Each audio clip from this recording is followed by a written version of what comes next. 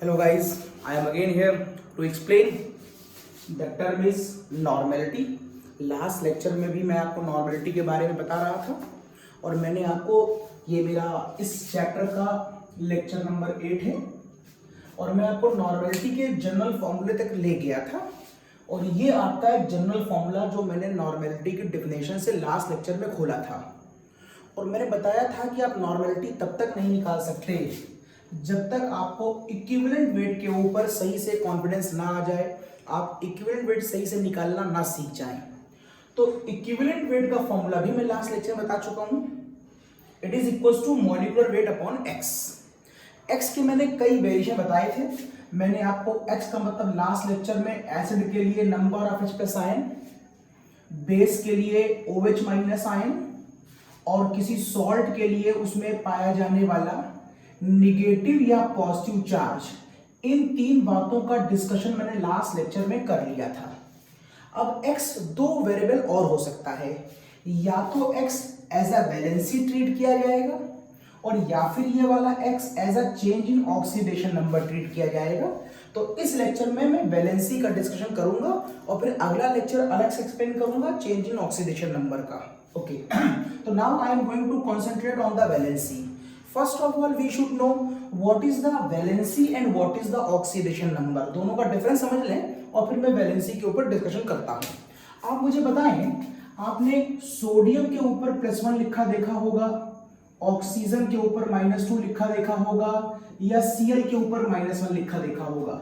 आप बताएं सोच करके ये सारे लोग क्या हैं, ये सारे लोग क्या हैं? तो आप पहले तरह बोलेंगे सर ये सारे लोग वैलेंसी हैं और आप हाई स्कूल में पढ़ते हैं कि इसकी वैलेंसी +1, इसकी वैलेंसी -2 और इसकी वैलेंसी -1।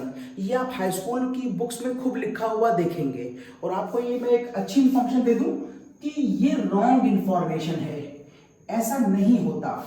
सोडियम की वैलेंसी +1, ऑक्सीजन की वैलेंसी -2 और Cl की वैलेंसी -1 नहीं होती। तो फिर इनकी वैलेंसी क्या होती है?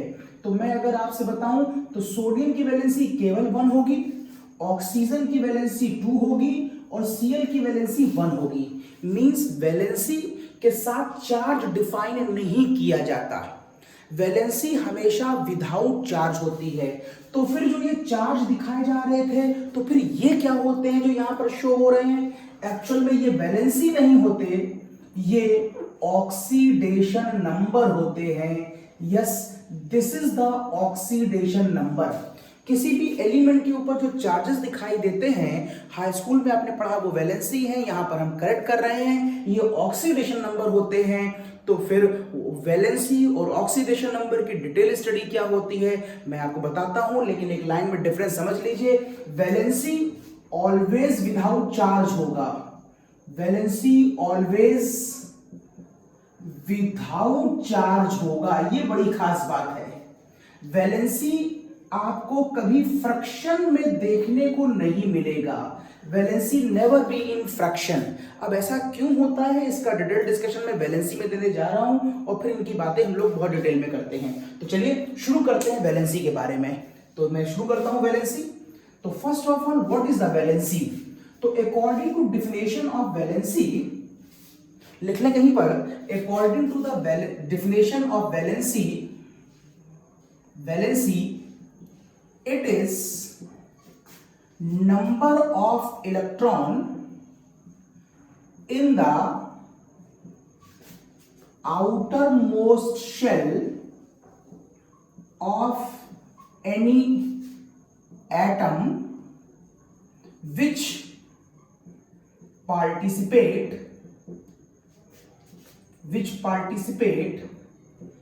in bond formation,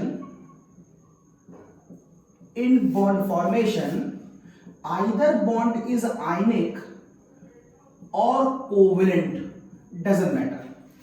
What is the valency? It is the number of electron which participate, it is the number of electron in the outermost shell of the atom which participate in bond formation, और वो bond चाहे ionic हो या फिर covalent हो, उसको हम valency कहते हैं। फॉर एग्जाम्पल अगर मैं आपको NaCl के बारे में बताऊं तो आपको मालूम है सोडियम में 281 का कॉन्फ़िगरेशन है, और आपको मालूम है Cl में 287 का कॉन्फ़िगरेशन है।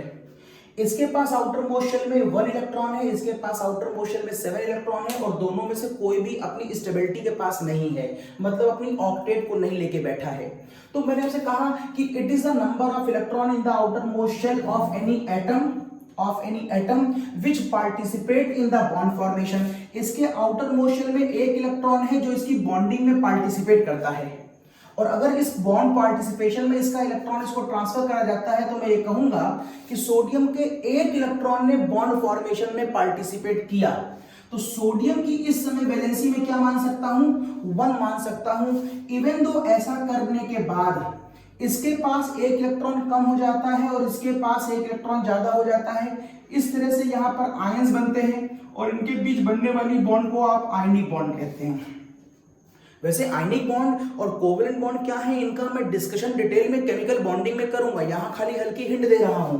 तो आप ये नहीं कहेंगे कि सोडियम की वैलेंसी +1 है, क्योंकि डिफिनेशन के अकॉर्डिंग इलेक्ट्रॉनों का वो नंबर जो बॉन्डिंग में पार्टिसिपेट करता है वो वैलेंसी कहलाता है। तो सोडियम के कितने इलेक्ट्रॉनों ने बॉन्डिंग में पार्टिसिपेट किया, एक ने, और अगर एक इलेक्ट्रॉन ने पार्टिसिपेट किया तो वैलेंसी 1 बोलिए।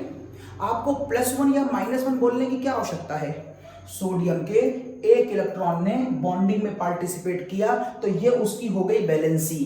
चलिए मैं यहीं पर बता देता हूं आपको ऑक्सीडेशन नंबर के बारे में भी, फिर हम लोग बाद में डिटेल करते रहेंगे इसकी बातें।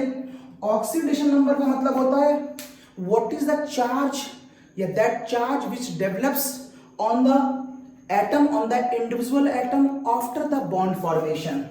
What is the oxidation number? It is a charge which develops on the element after bond formation, and it is always either with positive or negative sign। जैसे कि इस बॉन्ड के बनने से पहले ना सोडियम पे कोई चार्ज था ना Cl के ऊपर कोई चार्ज था, लेकिन बॉन्ड के बनने के बाद यहां पर एक +1 चार्ज आया है और यहां पर एक -1 चार्ज आया है। तो इस समय जो सोडियम पे चार्ज आया है ये इसका ऑक्सीडेशन नंबर है, दैट इज हियर +1, और यहां पर जो आपको चार्ज दिखाई दे रहा है ये इसका ऑक्सीडेशन नंबर है, दैट इज -1। वैलेंसी क्या होता है, किसी बॉन्ड के बनते समय जितने इलेक्ट्रॉन बॉन्ड में पार्टिसिपेट कर रहे होते हैं ये नंबर होता है, ये 1 2 3 4 5 6 कुछ भी नंबर हो सकता है, ये वैलेंसी कहलाता है। लेकिन बॉन्ड के बनने के बाद वो बॉन्ड आयनिक हो या कोवेलेंट डजंट मैटर, अगर बॉन्ड बन गई तो बॉन्ड के बनने के बाद वहां पर जो चार्जेस आपको दिखाई देंगे वो उसके ऑक्सीडेशन नंबर होते हैं।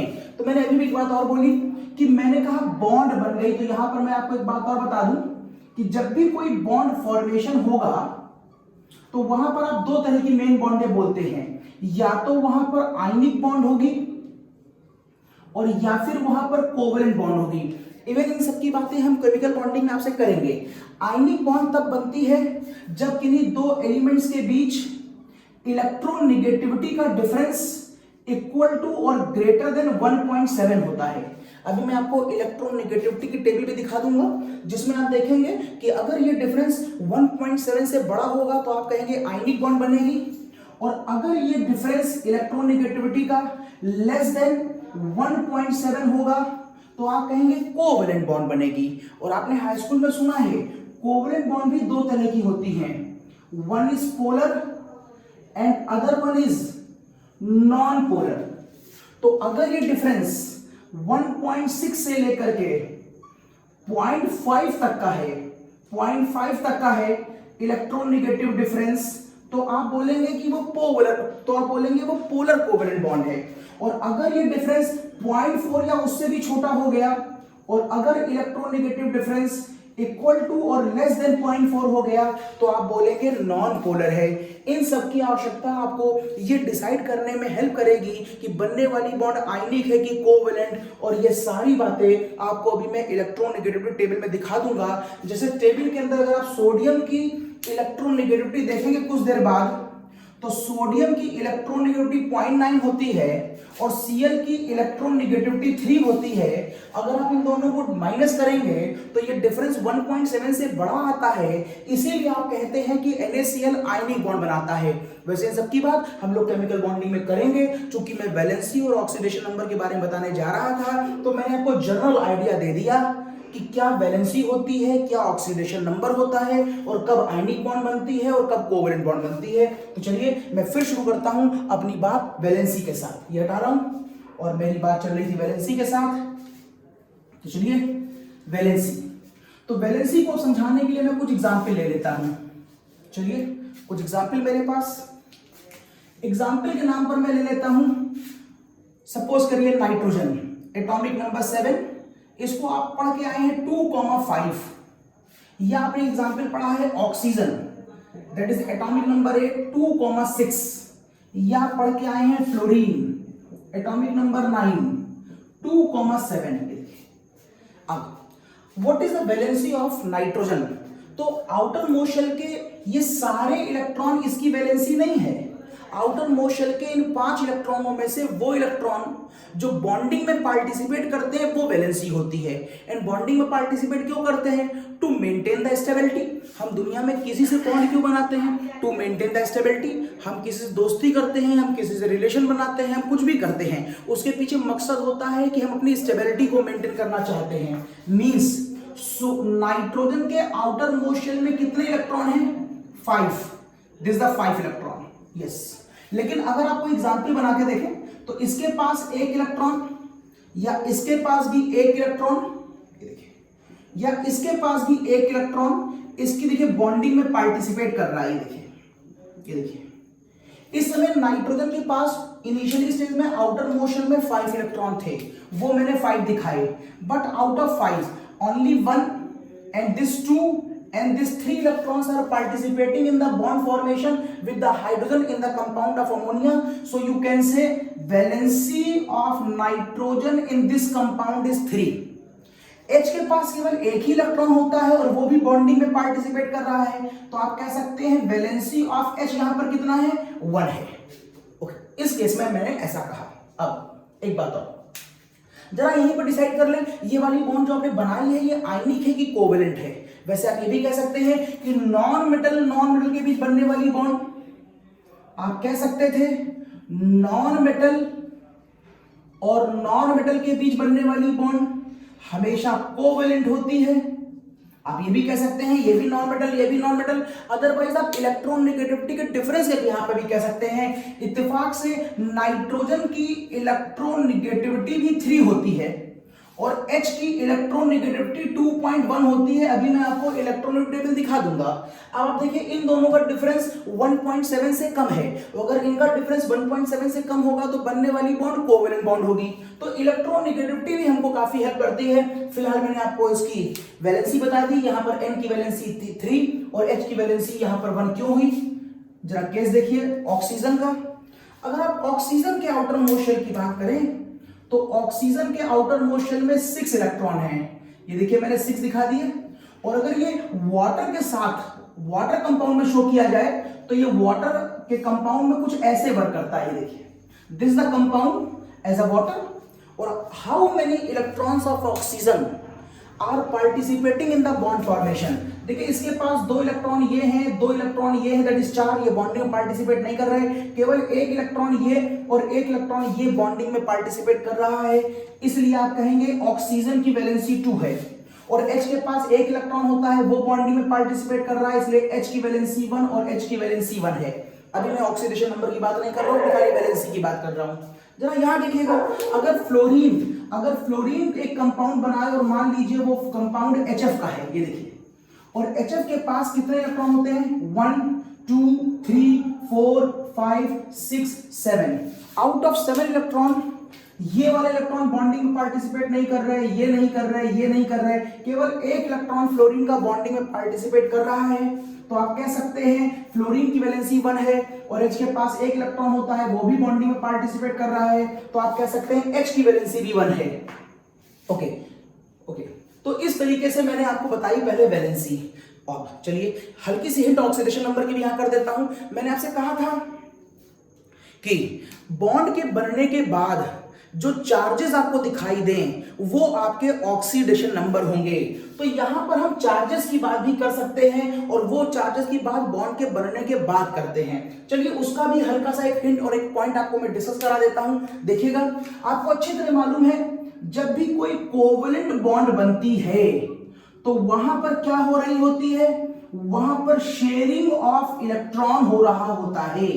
इसका मतलब मान ले मैं ए और बी के बीच अगर कोई कोवलेंट बॉन्ड बन रही है तो एक इलेक्ट्रॉन इसका और एक इलेक्ट्रॉन इसका आपस में शेयरिंग कर रहा होगा। अब इसको आप ऐसे भी कह सकते हैं, ये दोनों कुछ इस तरीके से रिप्रेजेंट किए जा सकते हैं कि ये दोनों पहले इलेक्ट्रॉन बीच में आ जाते होंगे और फिर with a very high speed oscillation करते हैं। Means with in a second ये दोनों इलेक्ट्रॉन यहां पर भी होंगे तो उसकी डुप्लेट पूरी करेंगे और जब ये दोनों यहां आएंगे तो ये इसकी डुप्लेट पूरी करेंगे। इस तरीके से डुप्लेट पे भी स्टेबिलिटी होती है और ऑक्टेट पे भी स्टेबिलिटी होती है। आप चाहे ऑक्टेट माने चाहे डुप्लेट, एज पर कंडीशन। तो ये दो इलेक्ट्रॉन यहां जाएंगे और कुछ देर के बाद ये दो इलेक्ट्रॉन यहां आएंगे और दोनों की स्टेबिलिटी मेंटेन होगी। सच ये है कि इन इलेक्ट्रॉनों का मोशन इतना हाई स्पीड का होता है कि एक ही समय पर ये इलेक्ट्रॉन यहां और यहां दोनों एक साथ पाया जाता है और इसलिए ये इलेक्ट्रॉन एक साथ दोनों को स्टेबिलिटी देते हैं। अब ये कैसे संभव हो सकता है कि कोई चीज एक साथ दोनों जगहों पर हो सकता है। अगर आप अपने घर में जलने वाली ट्यूबलाइट पर देखें, जैसे यहां जल रही ट्यूबलाइट, तो ये ट्यूबलाइट जल बुझ रही है कि जल रही है? ये लगातार जल रही है। सच्चाई ये नहीं है, सच्चाई ये है कि जल बुझ रही है, लेकिन इसका बुझना इतनी हाई स्पीड से आता है कि हमारे रेटिना इसका बुझना नहीं पकड़ पाते, तो हम मान लेते हैं कि इसका मतलब ये लगातार जल रही है। ठीक वैसे ही ये इलेक्ट्रॉन यहां पर था लेकिन कब यहां से यहां चला गया हम देख नहीं पाएंगे। हम जब अपनी निगाहें यहां ले जाएंगे तो ये इलेक्ट्रॉन मुझे यहां दिखाई देगा और जब मैं अपनी निगाहें यहां लाऊंगा तो ये इलेक्ट्रॉन मुझे यहां दिखाई देगा। तो मैं कहूंगा कि इसका मतलब ये इलेक्ट्रॉन एक साथ दोनों जगहों पर है। इसका मतलब ये दोनों जगहों की स्टेबिलिटी मेंटेन कर रहा है। ये कोवलेंट बॉन्ड का फॉर्मेशन का एक आउटलाइन होती है कि इसके अकॉर्डिंग आप समझ सकते हैं कि कोवलेंट बॉन्ड एक्चुअल में वर्क कैसे करती है। ओके, अब मैं समझ गया कि ये दोनों एलिमेंट्स एक दूसरे के साथ कोवलेंट बॉन्ड से बंधे हुए हैं। अब एक कंडीशन सुनिए, हो सकता है ए और बी दोनों के बीच हल्का सा इलेक्ट्रोनेगेटिव डिफरेंस हो, जस्ट लाइक नाइट्रोजन और एच। मान लेता हूं मैं एन और एच ने एक बॉन्ड बनाई है, एन का एक इलेक्ट्रॉन और एच का एक electron that is non metal covalent bond बनाने के लिए बीच में आ गया और फिर यहां पर हाई स्पीड से ऑसिलेशन कर रहा है।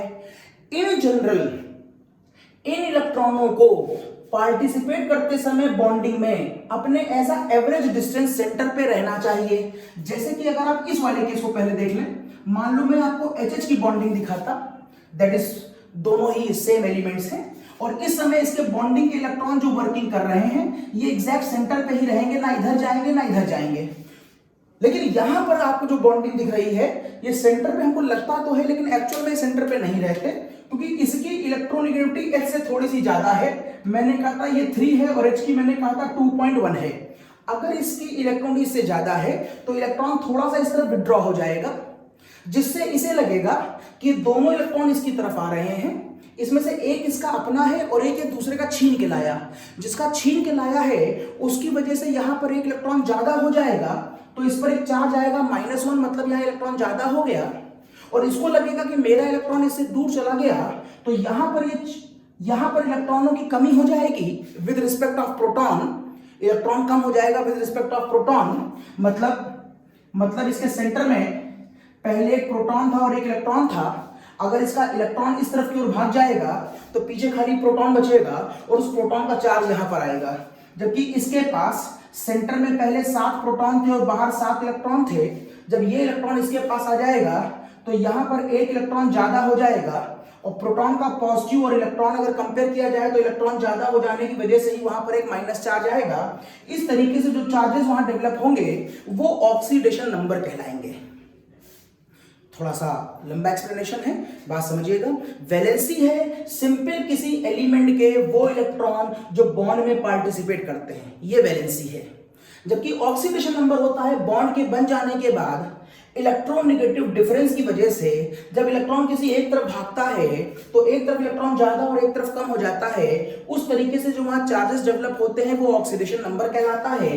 जरा यहां देखिए, क्योंकि यहां दोनों की इलेक्ट्रोनेगेटिविटी सेम है, इसकी भी 2.1 इसकी भी 2.1, दोनों की इलेक्ट्रोनेगेटिविटी सेम है, तो ये इलेक्ट्रॉन ना इधर भागेगा ना इधर भागेगा, इसलिए इन दोनों पर ना तो प्लस आएगा ना माइनस आएगा, तो ऑक्सीडेशन नंबर कितना हो गया? 0 हो गया। यस, ऑक्सीडेशन नंबर 0 हो सकता है, लेकिन वैलेंसी 0 नहीं होती, ये भी खास बात है। ऑक्सीडेशन नंबर 0 हो सकता है, वैलेंसी 0 क्यों नहीं होती? अरे आपसे मैंने पहले ही कहा कि वैलेंसी वो नंबर है जो बॉन्ड पार्टिसिपेशन, जो बॉन्ड के बनने में पार्टिसिपेट करता है। वैलेंसी इलेक्ट्रॉनों का वो नंबर है जो बॉन्ड के बनने में पार्टिसिपेट करता है। अब आप कहेंगे कि इस एलिमेंट की वैलेंसी 0 है, इसका मतलब है इसका कोई भी इलेक्ट्रॉन बॉन्डिंग में पार्टिसिपेट नहीं करता। तो फिर ये थोड़ा सा स्टेटमेंट, इवन तो हाई स्कूल की किताबों में लिखा हुआ है कि इनर्ट गैस की वैलेंसी 0 होती है, लेकिन वो स्टेटमेंट थोड़ा सा रॉन्ग माना जाता है। आपको ये कहना चाहिए कि इनर्ट गैस की वैलेंसी नहीं होती। 0 कहना कोई उचित टर्म नहीं होता। ऑक्सीडेशन नंबर 0 कहिए क्योंकि चार्ज नहीं आया, लेकिन वैलेंसी को 0 मत कहिए। क्यों? इसका एक एग्जाम्पल ले लीजिए आप। अगर मैं कहूं कि मेरी जेब में 0 टॉफी है, तो ये ज्यादा उचित होगा कहना, या मैं ये कहूं कि मेरी जेब में टॉफी नहीं है? मेरे ख्याल से दोनों का मतलब भले एक निकलता हो, लेकिन अगर मैं 0 कहूंगा ऐसे कि मेरी जेब में 0 टॉफी है, तो जिसको नंबर का ज्ञान नहीं होगा वो सोचेगा कि 0 नाम की कोई टॉफी इनके पास है, तो वो 0 नाम की टॉफी निकालने की कोशिश करेगा, क्योंकि मैंने कहा था मेरे पास 0 टॉफी है। तो मुझे ये कंफ्यूजिंग सेंटेंस है, मुझे ये कहना चाहिए कि मेरे पास टॉफी नहीं है, और मेरे पास टॉफी नहीं है इसका मतलब है इसकी वैलेंसी नहीं होती।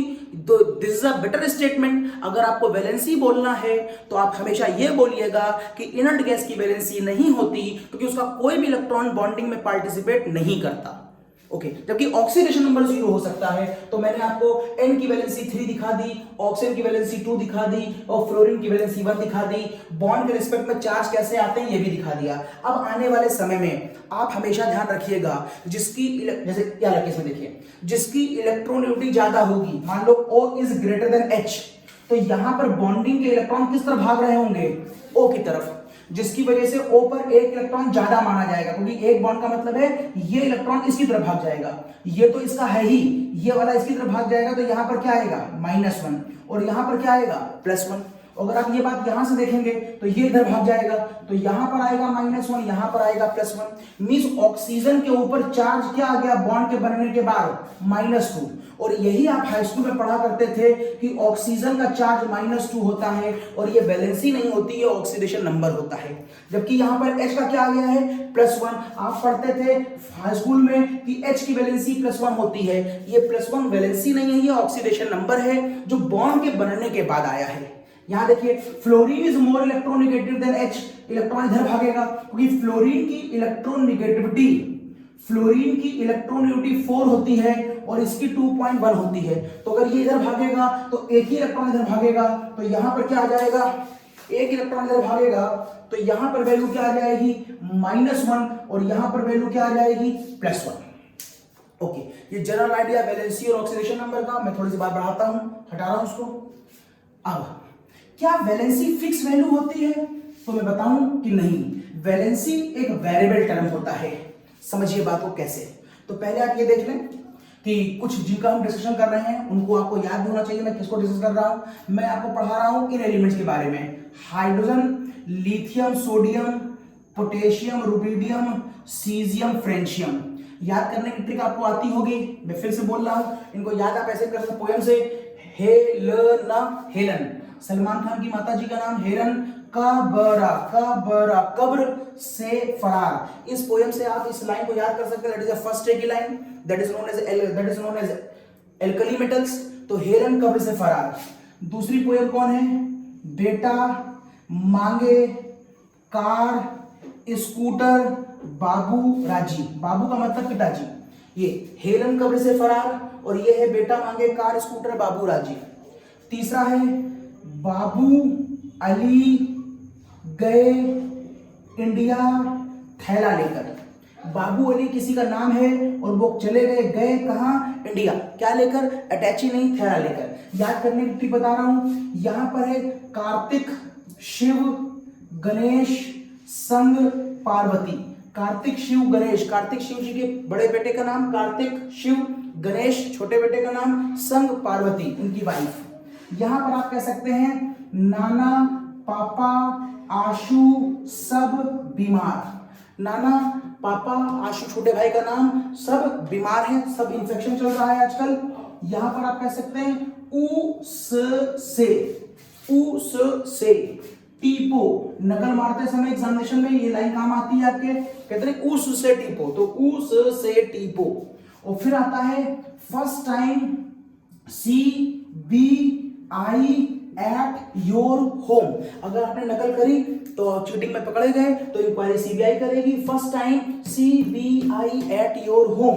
आपने कहा आने तो CBI को, आप नहीं डरते क्योंकि है नानी आज की जिंदा रानी। आप घर में नानी रहती हैं तो आपने कह दिया कि मेरी नानी समझ लेंगी मैटर को, है नानी आज की जिंदा रानी। तो इस तरह से पहले आपको ये याद करना पड़ेगा कि किस ग्रुप में कौन कौन से एलिमेंट आते हैं। उसकी मैंने पोयम बताई आपको। हेलेन कब्र से फरार, बेटा मांगे कार स्कूटर बाबू राजी, बाबू अली गए इंडिया थैला लेकर, कार्तिक, शिव, गणेश, संग, पार्वती, नाना, पापा, आशु सब बीमार, उस से टीपो, first time CBI at your home, है नानी आज की जिंदा रानी। अब इसके बिहाफ पर अगर आप चाहें तो यहीं पर इलेक्ट्रोनेगेटिविटी भी शो कर दे।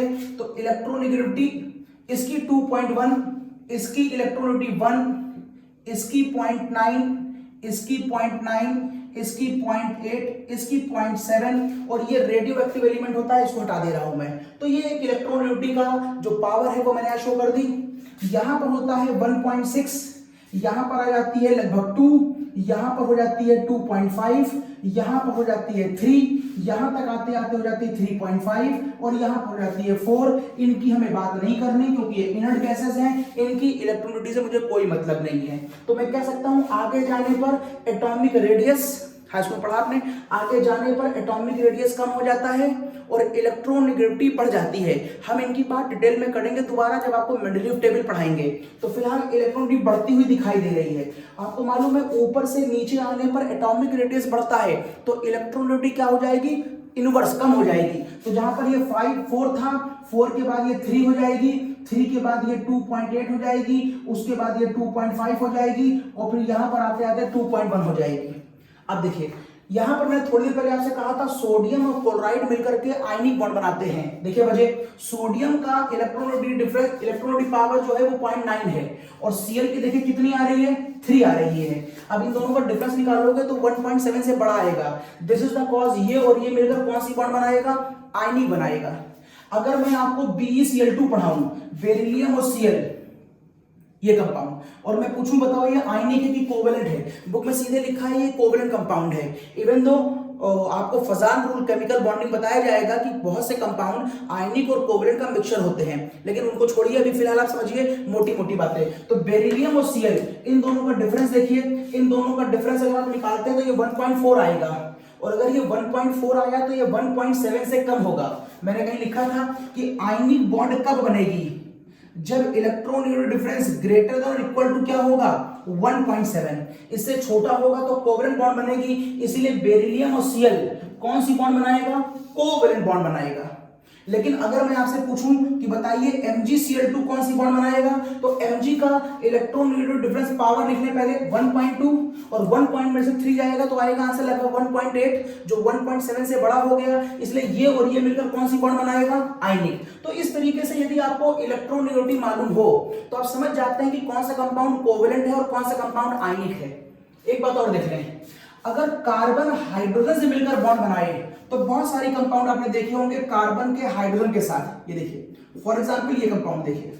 अब जब इस कंपाउंड को देखते हैं तो कार्बन की इलेक्ट्रोनेगेटिविटी 2.5 और इसकी 2.1, जरा डिफरेंस देखिए कितने का आ रहा है?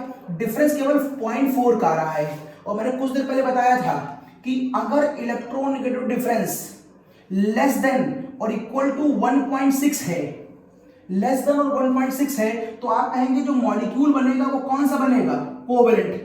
तो ये 1.6 से आ रहा है तो कोवेलेंट होगा। लेकिन आपने पढ़ा है कि कोवेलेंट दो तरह के होते हैं, या तो कोवेलेंट पोलर होता है या फिर कोवेलेंट नॉन पोलर होता है। नाम सुना होगा आपने, मैं केमिकल बॉन्डिंग में डिटेल बात करूंगा।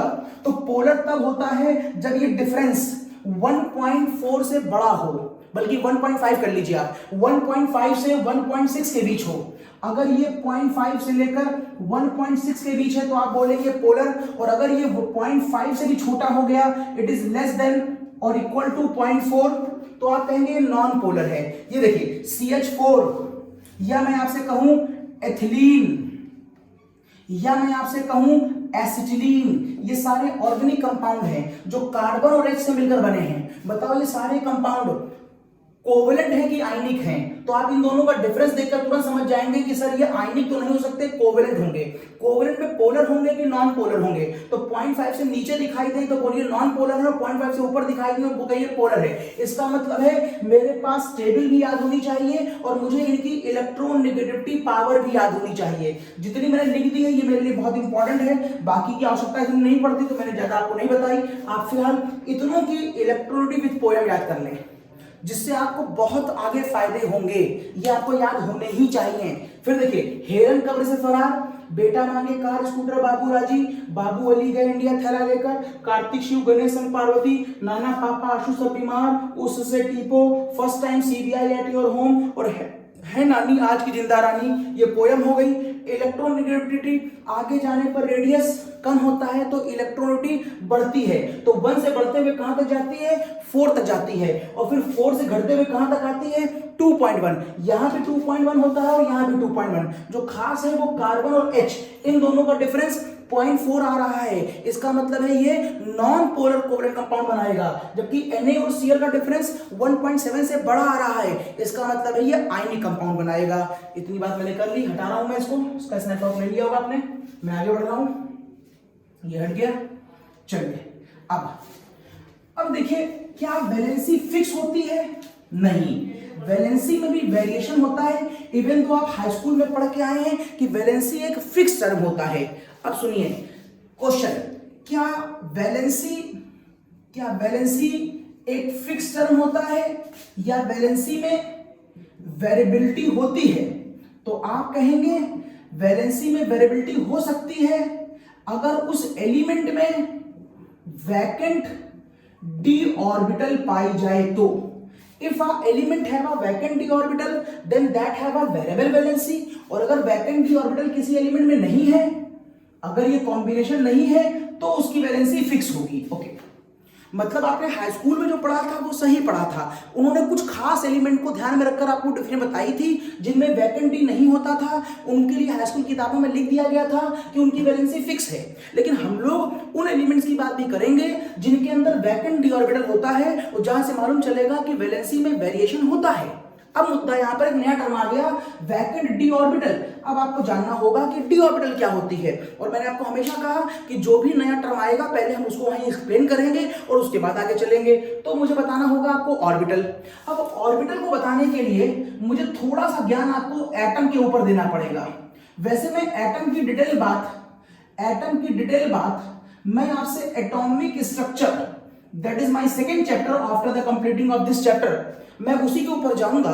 लेकिन जब तक मैं वहां नहीं पहुंचता तब तक एक हल्का सा आइडिया आप जान लीजिए, जो आपको मालूम भी होगा कि कोई भी एटम किससे मिलकर बना होता है, न्यूक्लियस से मिलकर बना होता है, जिसमें प्रोटॉन और न्यूट्रॉन होते हैं। और इसकी आउटर मोस्ट में कौन रहता है, इलेक्ट्रॉन्स रहते हैं।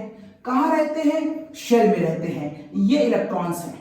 और आप इन लाइनों को हाई स्कूल में क्या बोल के आए हैं, शेल। ओके, आपने इनको हाई स्कूल में शेल बोला है, लेकिन हम लोग यहाँ पर थोड़ी इसकी डिटेल स्टडी करेंगे और मालूम चलेगा कि शेल को जब बहुत ध्यान से माइक्रोस्कोप लगा करके बहुत ध्यान से देखा गया तो मालूम चला कि शेल के अंदर क्या पाई जाती हैं, सबशेल पाई जाती हैं।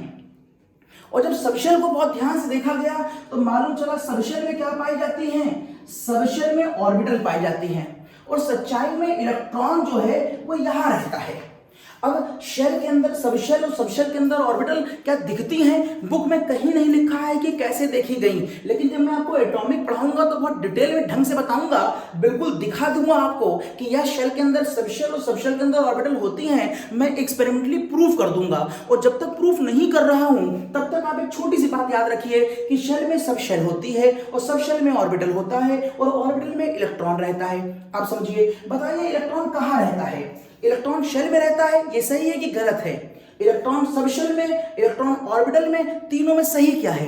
तीनों सही हैं, बस थोड़ा सा माइक्रोस्कोपिक का अंतर है। जैसे कि मैं कहूं आपसे कि मैं इंडिया में रहता हूं, ये सही है कि गलत है?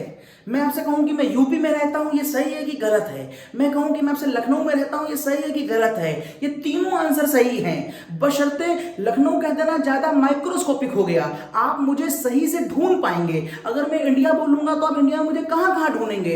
इसका मतलब इलेक्ट्रॉन शेल में रहता है, ये भी सही है, ये भी सही है, ये भी सही है, लेकिन ये ज्यादा माइक्रोस्कोपिक है। ठीक ऐसे ही आप इसको माना करिए कि आप किसी आदमी की कंट्री डिफाइन कर रहे हैं कि वो किस कंट्री में रहता है, आप इस कंट्री में उसकी स्टेट डिफाइन कर रहे हैं। अगर मैं कहूं कि मैं इंडिया में रहता हूं तो आप पूछेंगे इंडिया में बहुत सारी स्टेट है, तुम किस स्टेट में रहते हो? तो मैं कहूंगा मैं यूपी में रहता हूं।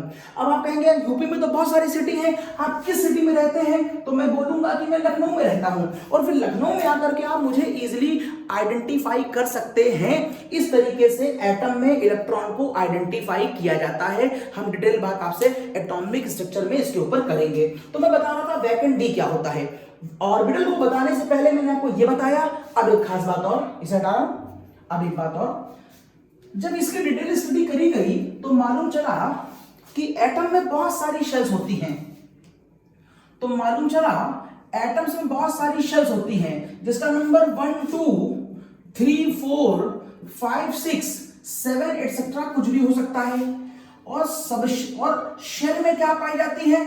सबशेल्स पाई जाती हैं, जिनका नाम S, P, D और F होता है।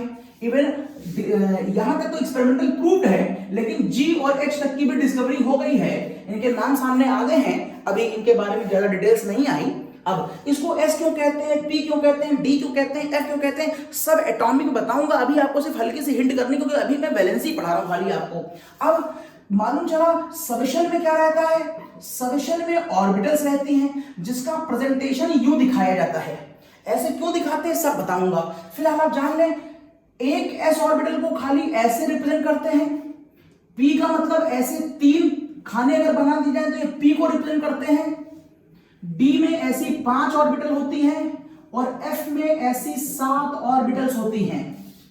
इलेक्ट्रॉन्स ऑर्बिटल्स में रहता है और एक ऑर्बिटल में केवल मैक्सिमम 2 ही इलेक्ट्रॉन रह सकते हैं। इसके ऊपर जितने भी क्वेश्चन आपके मन में उठ रहे हैं, इन सबका आंसर आपको एटॉमिक में मिलेगा। आज मोटी मोटी बात जान लीजिए, शेल 1 2 3 4 5 7 कोई भी नंबर हो सकता है, सबशेल sp df ही होता है। ऑर्बिटल्स s का मतलब केवल एक प्रेजेंटेशन, p का मतलब 3, d का मतलब 5 और f का मतलब 7, और हर घर में केवल 2 इलेक्ट्रॉन रहते हैं। मींस यहाँ पर 2 और दोनों घरों में अगर 2-2 होंगे तो यहाँ पर टोटल 6 आएगा।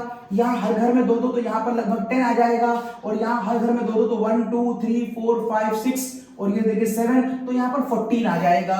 ये छोटा सा आउटलाइन आप और याद कर लीजिए ताकि ये चैप्टर आपका स्मूथ हो जाए। अब इन सबको मैं अरेंज कर देता हूं। इन सबको अरेंज करने वाले लॉजिक को कहते हैं आफ्बाउ। एक्चुअल में आफ्बाउ सुनने में लगता है कि कोई साइंटिस्ट का नाम है, जबकि ऐसा नहीं है। आफ्बाउ एक ग्रीक वर्ड है और इसको इंग्लिश में कहते हैं टू बिल्डअप। क्या build up? To build up electronic configuration. अब हम किसी भी एटम के इलेक्ट्रॉनिक कॉन्फ़िगरेशन को एसपीडीएफ की फॉर्म में लिखने जा रहे हैं। मींस जैसे आप हाई स्कूल में लिखते थे ऑक्सीजन 2,6, नाइट्रोजन 2,5 या फ्लोरीन 2,7, हम यहां पर ऐसे रिप्रेजेंट नहीं करते क्योंकि ये हमें माइक्रोस्कोपिक स्टडी नहीं देता। तो हम इसे कैसे रिप्रेजेंट करते हैं? तो हम कहते हैं शेल को आप ऐसे दिखा दीजिए, that is 1 2 3 4 5 6 7 so on। Shell के बाद सबशेल। खास बात, शेल नंबर 1 में केवल एक सबशेल होती है, इसमें 2 सबशेल होती हैं, इसमें 3 सबशेल होती हैं, इसमें 4 सबशेल होती हैं, 5 नंबर वाले में 5 सबशेल होती हैं। क्यों होती है सब बताऊंगा एटॉमिक में। आज मुझे खाली आपको ये बताना है कि वैलेंसी कैसे निकालते हैं, और वैलेंसी के सभी क्वेश्चनों को डिटेल में जानने के लिए आपको ये पढ़ना पड़ेगा। अब एटॉमिक स्ट्रक्चर बहुत बड़ा चैप्टर है, उसमें बहुत सारे डिटेल्स हैं। उस चैप्टर को अभी शुरू करेंगे यहीं पर तो फिर बहुत लंबा हो जाएगा, इसलिए उसकी केवल उतनी बातें अभी शॉर्ट में बताए दे रहा हूं जिससे आप वैलेंसी के कॉन्सेप्ट तक पहुंच जाएं। और जब ये कॉन्सेप्ट पूरा हो जाएगा, वैलेंसी पूरी हो जाएगी, चैप्टर खत्म हो जाएगा, तो मैं सारी बातें दोबारा आपको बहुत डिटेल में बताऊंगा। फिलहाल इन सारे लोगों को ऐसे कर लेने के बाद एक सांप सीढ़ी खेलते हैं और उस सांप सीढ़ी में इसको ऐसे कट करते हैं। अब आपके मन में फिर क्वेश्चन आ गया होगा कि सर इसे डायगोनल कट क्यों करते हैं। मैंने ऐसे कहा कुछ दिनों का इंतजार करिए, सब बताऊंगा। इसे डायगोनल कट क्यों करते हैं, इसे मैंने ऐसे कट क्यों नहीं करा, इसे मैंने ऐसे कट क्यों नहीं करा, सब बताया जाएगा। फिलहाल ये हेड मान लीजिए और ये टेल, ये इस लाइन की हेड है और ये टेल है, ये इस लाइन का हेड और टेल है। अब करना क्या है, सभी लाइनों के हेड को हेड से नहीं मिलाना है। जब लाइन बनती है तो हेड को टेल से मिलाया जाता है। This is the cause. आप इस हेड को इसकी टेल से मिलाइए, इसकी हेड को इसकी टेल से मिलाइए, इसकी हेड को इसकी टेल से और इसकी हेड को इसकी टेल से, एज सो ऑन करते जाइए। निकल आया आपका एसपीडीएफ इलेक्ट्रॉनिक कॉन्फ़िगरेशन। आप लिखेंगे 1, पहला घर कौन सा होगा, 1s। ये देखिए पहला घर 1s होगा। एस का मतलब एक इस तरह का ब्लॉक जिसमें मैक्सिमम 2 इलेक्ट्रॉन आ सकते हैं, इसलिए आप इसे 1s2 लिखते हैं। फिर जब आप घूम के आगे गए ऐसे तो आपको यहां मिलेगा 2s, तो आप फिर लिखेंगे 2s2। फिर जब आप यूं घूम के जाएंगे तो आपको P मिलेगा जो 2 के सामने है, इट इज 2 के सामने, तो आप कहेंगे 2p। और आपको अच्छी तरह मालूम है P में 3 ऑर्बिटल्स होती हैं, हर घर में 2-2 इलेक्ट्रॉन, तो मैक्सिमम 6, दैट इज 2p6। आप नीचे घूम के आएंगे तो मिलेगा 3s, तब आप लिख सकते हैं यहाँ पर 3s2। और फिर आप यूं घूम के जाएंगे तो आपको फिर मिलेगा यहाँ पर P जो कि 3p होगा, तो आप इसके आगे लिखेंगे 3p6। और फिर घूम के आएंगे तो फिर s मिलेगा जो 4 का होगा, तो आप लिखेंगे 4s2। इस तरीके से आप जिस भी एटम का इलेक्ट्रॉनिक कॉन्फिगरेशन चाहते हैं ऐसे अपना हाथ बढ़ाते जाइए और किसी का भी आप इलेक्ट्रॉनिक कॉन्फिगरेशन लिख सकते हैं। ठीक है, ओके। अब आपको मैंने इलेक्ट्रॉनिक कॉन्फिगरेशन लिखना सिखा दिया। अब हटा रहा हूं उसको। अब मैं नाइट्रोजन के ग्रुप के एलिमेंट्स का इलेक्ट्रॉनिक कॉन्फिगरेशन लिखना चाहता हूं। आपको याद होगा, भूले नहीं होंगे, नाना, पापा, आशु, सब बीमार। ये 5th ग्रुप की पोएम थी।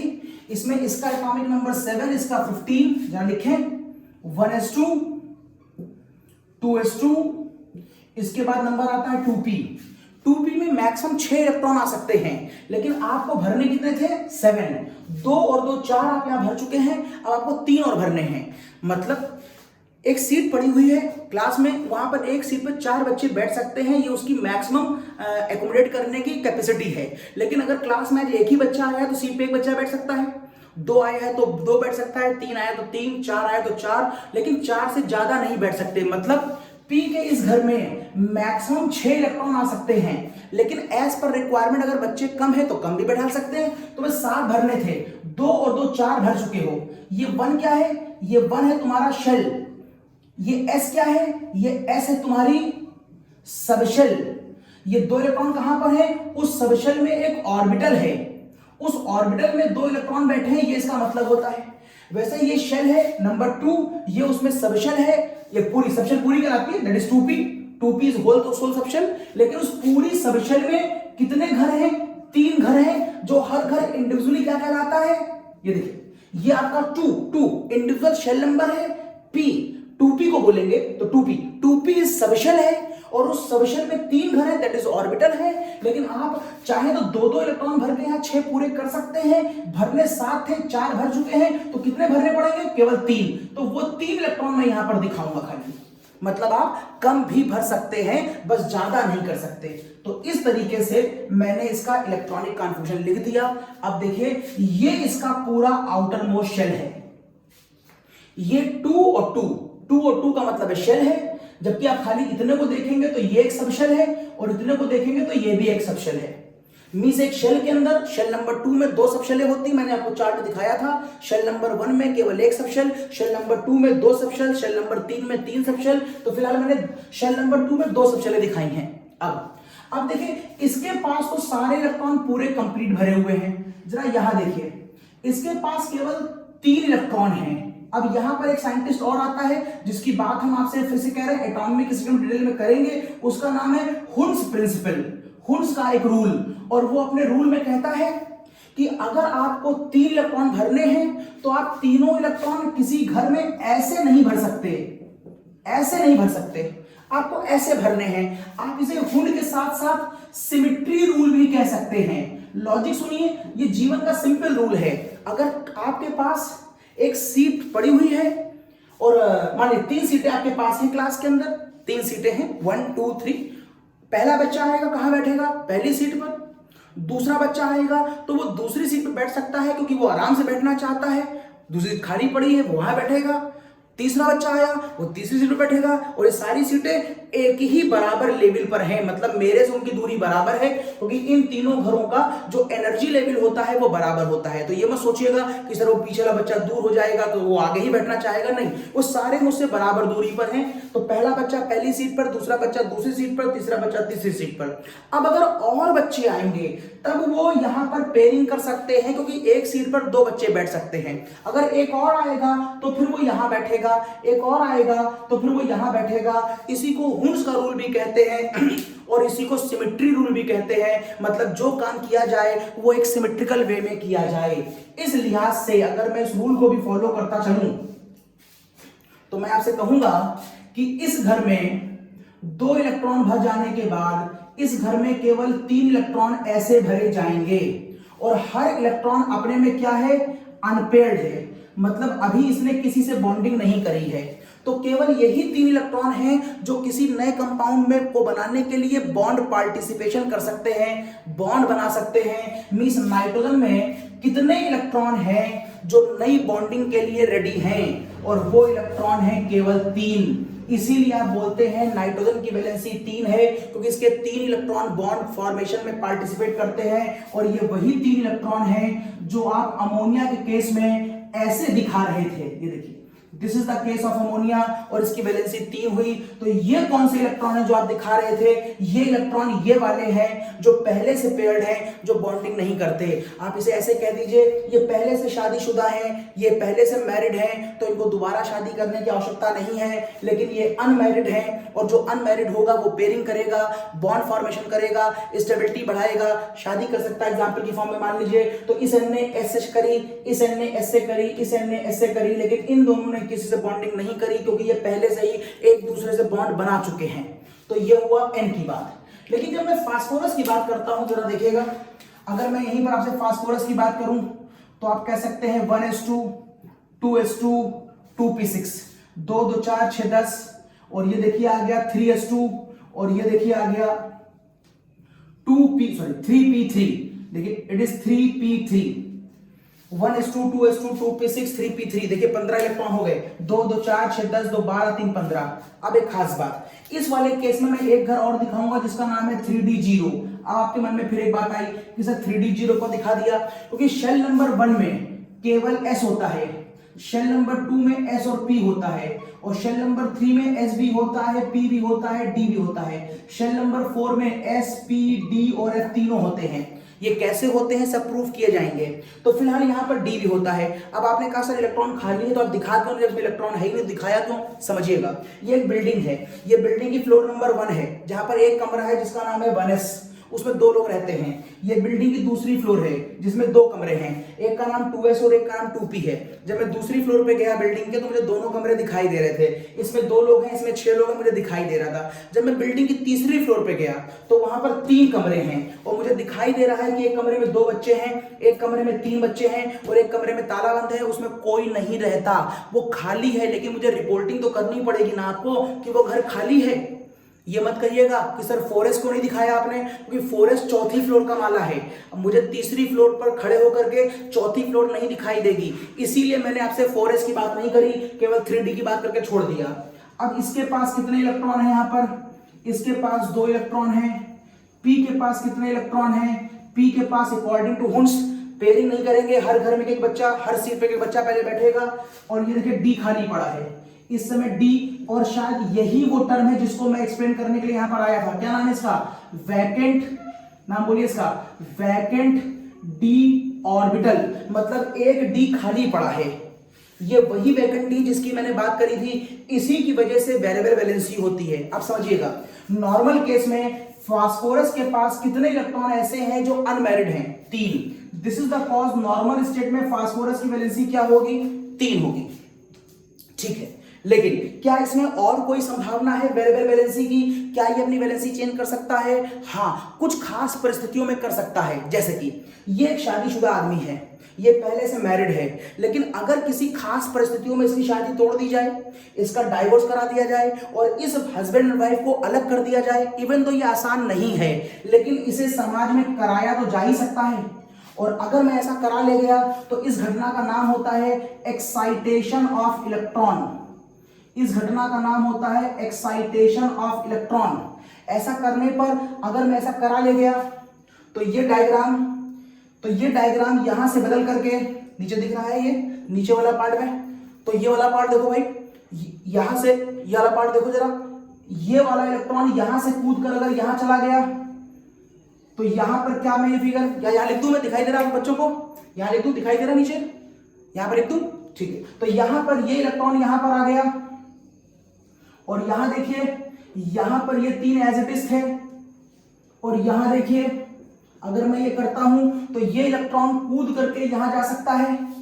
ये हस्बैंड एंड वाइफ थे, मैंने क्या करा, इनका डाइवोर्स करा दिया। इस घटना का नाम एक्साइटेशन ऑफ इलेक्ट्रॉन। अगर मैं ऐसा करा दूंगा तो ये दोनों वापस क्या हो गए, फिर से अलग अलग हो गए।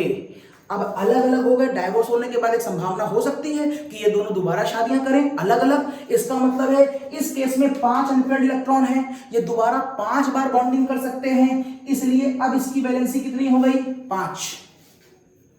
तो फास्फोरस की वैलेंसी 3 भी होती है और 5 भी होती है, लेकिन ये संभावना किन एलिमेंट्स में हो सकती है? जिनके पास वैकेंट डी ऑर्बिटल हो। जब वैकेंट डी होगा तभी तो इलेक्ट्रॉन कूदेगा। ये देखिए, क्या ये वाला इलेक्ट्रॉन कहीं कूद सकता था? जब आगे जगह ही नहीं है, नंबर 2 में एस और पी होता है, डी होता ही नहीं है, तो फिर ये इलेक्ट्रॉन कूद के जाएगा कहां? इसलिए इसमें एक्साइटेशन ऑफ इलेक्ट्रॉन नहीं होता। मींस आप इसे कह रहे हैं कि अपनी शादी तोड़ दो और अलग अलग रहो, तो अगर आप इसे अगर कन्विंस करने आए हैं तो ये पूछेगा ना कि अगर मैं यहां से जाऊं तो कहां जाऊं? तो आपने बताया कि कोई घर नहीं है, जंगल में रहना पड़ेगा, तो फिर ये लोग अलग अलग नहीं होंगे। यहां पर आपने इससे कहा कि अलग हो जाओ, तो इसने पूछा रखोगे कहां जाएं, तो उसने बताया बहुत बड़ी हवेली है। ये देखिए बहुत बड़ी हवेली है, तो हो सकता है आपकी बात पर कन्विंस हो जाए और ये घर छोड़ करके यहाँ चला जाए। मींस अगर वैकेंट डी है तो पहले के पेयर्ड इलेक्ट्रॉन अनपेयर्ड हो सकते हैं और जो अनपेयर्ड होंगे वो दोबारा बॉन्ड फॉर्मेशन कर सकते हैं। This is the cause phosphorus की वैलेंसी 3 भी हो सकती है और 5 भी हो सकती है, जबकि नाइट्रोजन के अंदर फिक्स वैलेंसी पाई जाती है 3, क्योंकि उसके अंदर वैकेंट डी नहीं होता। अब इसी बात को और आगे बढ़ाते हैं और देखिए, अब आप यहां कह सकते हैं, डायग्राम देखिएगा, N के पास कौन कौन से डायग्राम संभव हैं? क्या N NH3 बना सकता है? यस, बना सकता है। क्या N NF3 बना सकता है? यस, बना सकता है। दोनों ही केसों में वैलेंसी 3 है, लेकिन ध्यान दीजिएगा यहां पर N से ज्यादा, यहां पर H से ज्यादा ताकतवर N है, तो आप यहां पर अगर इलेक्ट्रॉनों का मोशन भी गौर करें, कौन किस तरफ भाग रहा होगा, तो इसका इलेक्ट्रॉन इधर भाग रहा होगा ड्यू टू इलेक्ट्रोनेगेटिविटी। इसकी 3 थी, इसकी 2.1 थी, ये इधर भागेगा, ये इधर भागेगा। इलेक्ट्रॉन इधर भागा मतलब -1, इधर भागा मतलब -1, इधर भागा मतलब -1। N पे चार्ज क्या आया? -3। यहां इलेक्ट्रॉन कम हो गया, यहां कम हो गया, यहां कम हो गया। जो चार्जेस आ रहे हैं ये ऑक्सीडेशन नंबर है।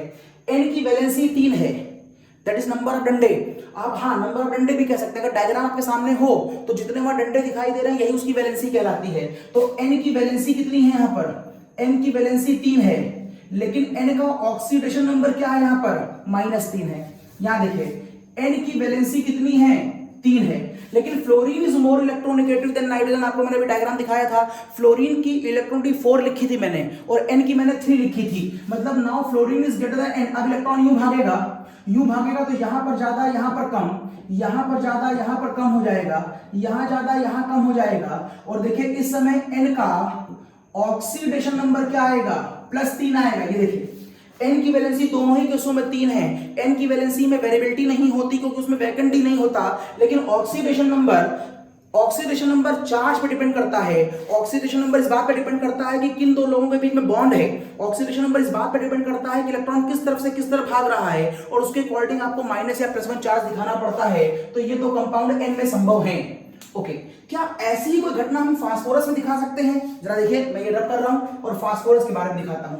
जरा देखिए, अगर मैं आपसे फास्फोरस की बात करूं तो गौर करिएगा, क्या फास्फोरस में ये वाला केस संभव है?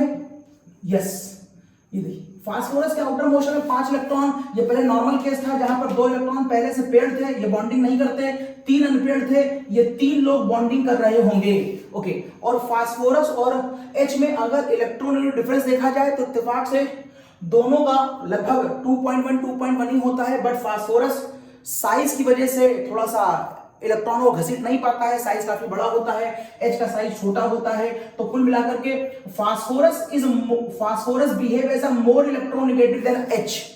Phosphorus behave as a more electronegative than H। तो इलेक्ट्रॉन आप इस तरह भागता हुआ मानेंगे, दैट इज -1 + 1, इधर भागेगा -1 + 1, इधर भागेगा -1 + 1, मींस फास्फोरस में चार्ज क्या आएगा? -3। इस समय फास्फोरस की वैलेंसी कितनी है? 3, और फास्फोरस का ऑक्सीडेशन नंबर कितना आया? और फास्फोरस का ऑक्सीडेशन नंबर कितना आया? That is -3। यस, क्या आप ऐसा ही एक डायग्राम यहां बना सकते हैं फास्फोरस का Cl के साथ? ये देखिए, फास्फोरस का Cl का, फास्फोरस की इलेक्ट्रोनेगेटिविटी कितनी है? 2.1, और Cl की कितनी है? Cl की है 3। इलेक्ट्रॉन किस तरह भागेगा? इधर भागेगा। अगर इधर भागेगा तो यहां पर आएगा +1 -1 +1 -1 +1 -1। ये देखिए फास्फोरस की वैलेंसी अभी भी 3 आ रही है, लेकिन इसका जो ऑक्सीडेशन नंबर आ रहा है इस बार +3 आ रहा है। ये दोनों केस मैंने किसके दिखाए हैं? इसके दिखाए हैं। अब एक खास बात, इस समय इन 3 लोगों से जो अनपेयर्ड इलेक्ट्रॉन है इससे कौन बॉन्डिंग कर सकता है? कम ताकतवर या ज्यादा ताकतवर?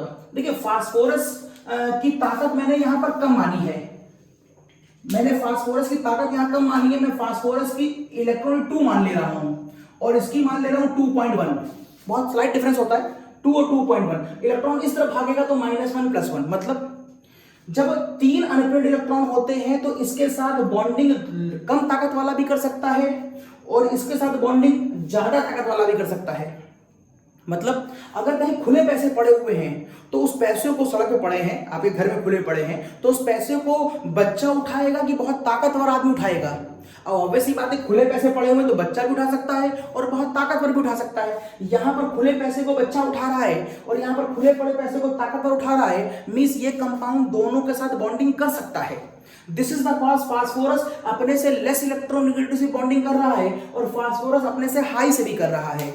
बट अगर मैं आपसे कहूं, जरा इस केस को देखिए और बताइए, P के साथ 5 बॉन्डिंग H की पॉसिबल है कि नहीं? ये देखिए, या मैं आपसे कहूं P के साथ 5 बॉन्डिंग Cl की पॉसिबल है कि नहीं? हो सकता है आपको देखने में लगे दोनों केसों में दोनों कंपाउंड पॉसिबल हैं, किस तरह मैंने बताया था कि फास्फोरस की वैलेंसी 5p होती, तो मैं बता दूं आपको ये कंपाउंड पॉसिबल है लेकिन ये कंपाउंड पॉसिबल नहीं है।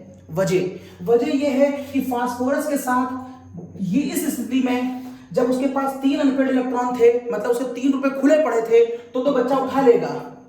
लेकिन अगर मैं इस केस में चला जाऊं, अगर मैं इस केस की बात सोचूं कि यहां पर इसकी वैलेंसी 5 कर ली जाए, मतलब वो 2 जो खुले पैसे वो तो बच्चे ने उठा लिए, जो बंद पैसे रखे हैं तिजोरी के अंदर उसको कोई बच्चा बहुत आसानी से नहीं निकाल सकता। मींस ये तिजोरी के पैसों पर बच्चा हाथ नहीं मार सकता, मींस ये कंपाउंड पॉसिबल नहीं है।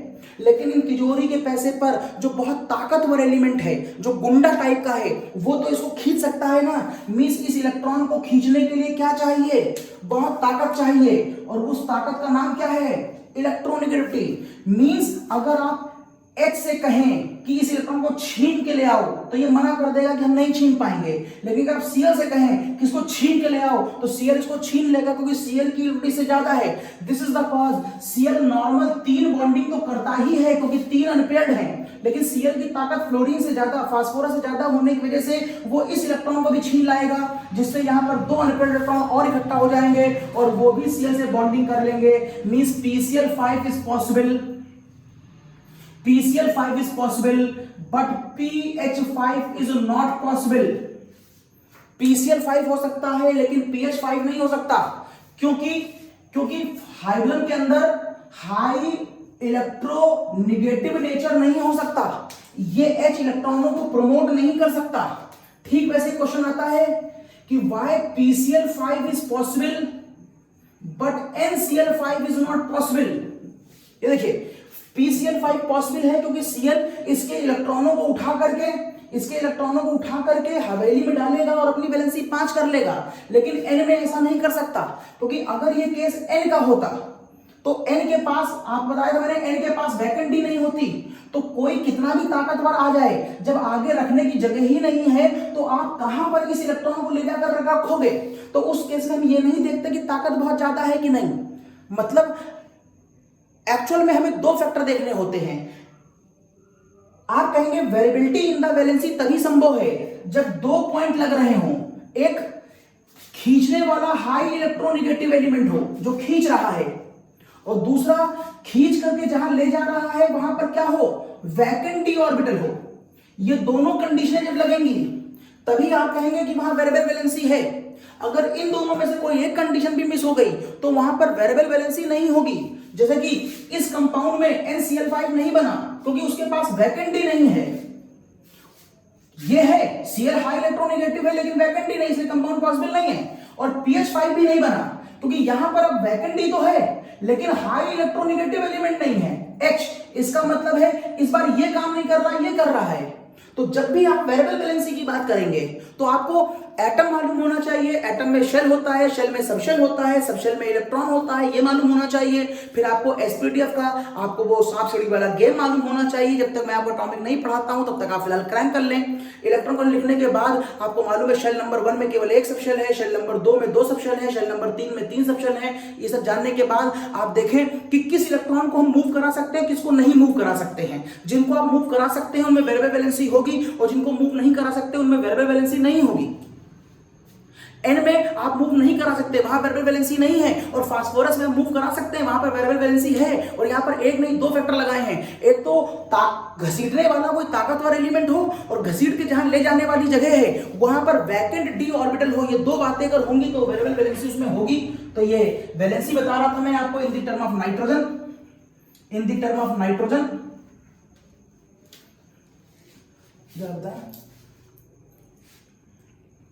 अच्छा, तो एक पॉइंट और देख लेते हैं हम लोग थोड़ा सा। अब मैं बात करने जा रहा हूं ऑक्सीजन, सल्फर, सिलीनियम, टेल्यूरियम और पोलोनियम। अब मैं आपको वेरिएबल वैलेंसी इस ग्रुप में दिखाता हूं।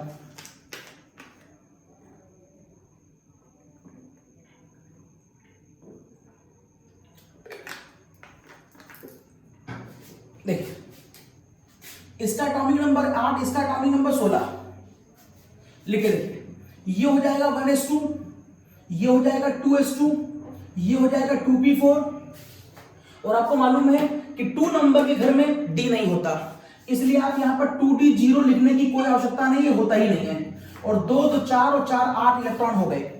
ये आपकी देखिए आउटर मोस्ट शेल आ गई। इसका प्रेजेंटेशन आप दिखाएंगे। ये देखिए मैरिड आदमी है, पहले शादीशुदा है, और ये देखिए यहां पर हुड्स के रूल के अकॉर्डिंग सिमेट्री, पहला इलेक्ट्रॉन, दूसरा इलेक्ट्रॉन, तीसरा इलेक्ट्रॉन, पहला बच्चा, दूसरा बच्चा, तीसरा बच्चा, एक बच्चा और आ गया। अब वो पेयरिंग करेगा। कितने अनपेयर्ड इलेक्ट्रॉन हैं? 2 लोग अनमैरिड हैं, इसलिए ये 2 लोग बॉन्डिंग कर सकते हैं। This is the cause. इसकी वैलेंसी कितनी हुई? 2। और इसीलिए आप ऑक्सीजन के डायग्राम में कुछ ऐसी फिगर दिखाया करते थे, ये देखिए, इसीलिए आप इसका डायग्राम ऐसे बनाते हैं। यहां पर ऑक्सीजन के साथ 2 डंडे हैं तो वैलेंसी 2, H के साथ 1 डंडा है तो वैलेंसी 1।